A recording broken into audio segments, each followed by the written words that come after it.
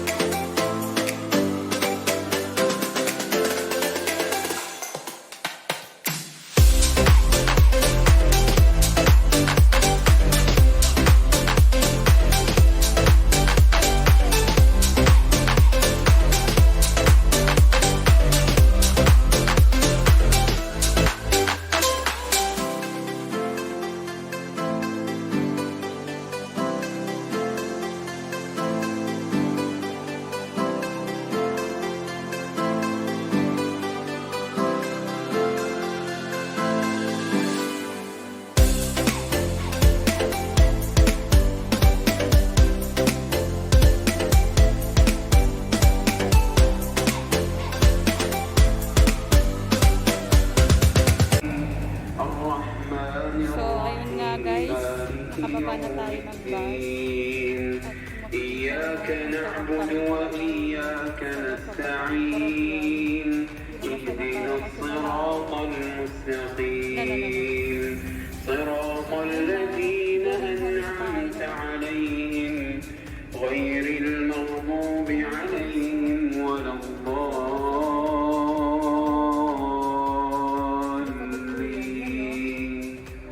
آمين Uuwi na naman. وبشر الذين آمنوا وعملوا Ibibigay sana tayo sa bakala kaso kaya جنات تجري nagdadasal pala sila.